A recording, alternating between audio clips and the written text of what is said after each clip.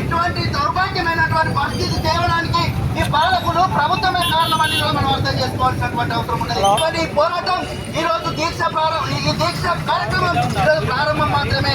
భవిష్యత్తులో ఈ fee reimbursement వచ్చేంత వరకు ఎస్ఎఫ్ఐ నిర్వహించినటువంటి ప్రతి పోరాటంలో కూడా విద్యార్థులు భాగస్వామ్యం కావాలి. మన స్కాలర్షిప్లు ఫీజు రీయింబర్స్మెంట్ స్కాలర్షిప్ వచ్చేంత వరకు కూడా పోరాడాలని చెప్పి ఈ సందర్భంగా తెలియజేస్తా ఉన్నా. అదే విధంగా ఇక్కడ ఉన్నటువంటి మన ప్రశాంతంగా కానీ ఇక్కడ ఉన్నటువంటి కళ్యాణ్, మనోజ్, ఇక్కడ సంజన లాంటి వాళ్ళు ఉన్నారు.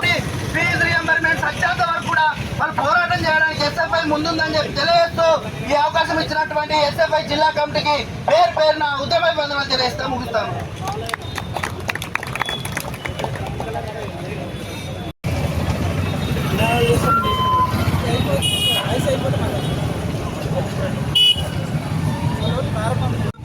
స్కాలర్షిప్ ఫీజు రీయింబర్స్మెంట్ విడుదల చేసేంత వరకు జిందాబాద్ ఎస్ఎఫ్ఐ, జిందాబాద్ జిందాబాద్ జిందాబాద్ ఎస్ఎఫ్ఐ, జిందాబాద్ జిందాబాద్. చదువుతూ పోరాడు, చదువుకై పోరాడు, చదువుతూ పోరాడు, చదువుకై పోరాడు. సిగ్గు విద్యార్థుల స్కాలర్షిప్ విడుదల చేయకపోవడం, సిగ్గు విద్యార్థులకు రీయింబర్స్మెంట్ విడుదల చేయకపోవడం. జిందాబాద్ జిందాబాద్.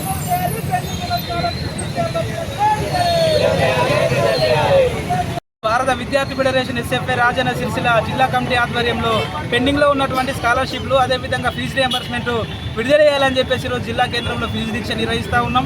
మరి రాష్ట్ర ప్రభుత్వం, కాంగ్రెస్ ప్రభుత్వం అధికారంలోకి వచ్చి ఇప్పటికి 2 సంవత్సరాలు గడుస్తున్న కనీసం విద్యార్థుల గురించి పట్టించుకున్నటువంటి పాపాన పోలేదు.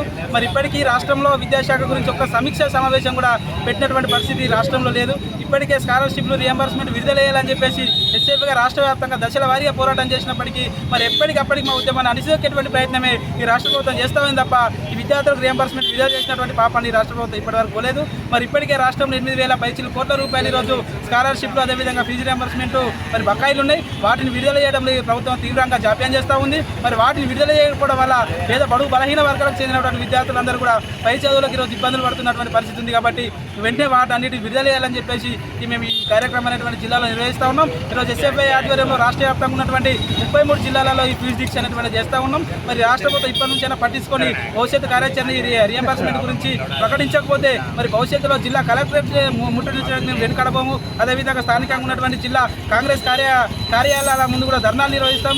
ఇది కాకపోతే చెలో సెక్రటరీ కూడా పిలిపించి మేము ఎస్ఎఫ్ఐగా విద్యార్థుల పక్షాన వాళ్ళకు రీయింబర్స్మెంట్ స్కాలర్షిప్లు వచ్చేంత వరకు కూడా కార్యాచరణ రూపొందించుకొని జిల్లాలో ముందుకెళ్తామని చెప్పేసి కూడా మేము ఈ సందర్భంగా కోరుతా ఉన్నాం. మరి జిల్లాలో ఉన్నటువంటి కాంగ్రెస్ నాయకుల వైపు గ్రామాలలోకి వెళ్ళి అభివృద్ధి కార్యక్రమాలు అని చెప్పేసి, పండుగ కార్యక్రమాలు అని చెప్పేసి నిర్వహిస్తూ ఉన్నారు.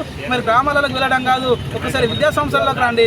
విద్యా సంస్థలకు వచ్చి ఈరోజు విద్యార్థులకు హాస్టళ్ళకి వెళ్ళి, స్కూళ్ళకి వెళ్ళి విద్యార్థులతో మాట్లాడండి. ఈ రాష్ట్ర ప్రభుత్వం మరి చేయడం వల్ల విద్యార్థులు ఎంతో రకంగా ఇబ్బందులు పడుతూ ఉన్నారో ఈరోజు విద్యార్థులు చెప్తారు. ఓ పాఠశాలకు వెళ్తే కనీసము మధ్యాహ్న భోజనానికి అందేటువంటి గది లేనటువంటి పరిస్థితి ఉంది, బుక్స్ రానటువంటి పరిస్థితి ఉంది, యూనిఫామ్స్ రానటువంటి పరిస్థితి ఉంది, మరి టాయిలెట్స్ లేనటువంటి పరిస్థితి ఉంది, మంచినీటి సౌకర్యం కనీసమైనటువంటి మౌలిక వస్తువులు లేనటువంటి పరిస్థితి ఉంది. హాస్టళ్లలోకి వెళ్తే కనీసం మనకు పెరిగినటువంటి ధరలకు అనుగుణంగా మెస్ కాస్మెటిక్ ఛార్జీలు కూడా వచ్చేటువంటి పరిస్థితి విద్యార్థులకు లేదు. అద్దె మొదలలో ఈరోజు హాస్టల్ గురుకులాలు నడుస్తున్నటువంటి పరిస్థితి ఉంది. ఇన్ని సమస్యలతో ఈరోజు విద్యార్థులు సతమతమవుతూ ఉన్నటువంటి సందర్భంలో ఈ రాష్ట్ర ప్రభుత్వం పట్టించుకోవడం సిద్ధించని చెప్పేసి కూడా ఈ సందర్భంగా కోరుతా ఉన్నాం. మరి వెంటనే ఈ సమస్యలను పరిష్కరించకపోతే భవిష్యత్తులో ఎస్ఎఫ్ఐ ఆధ్వర్యంలో ఉద్యమాలు ఉధృతం చేస్తామని చెప్పేసి కూడా ఈ సందర్భంగా డిమాండ్ చేస్తూ ఉన్నాను. నా పేరు మల్లార ప్రసాద్, ఎస్ఎఫ్ఐ రాజన్న సిరిసిల్ల జిల్లా కార్యదర్శి.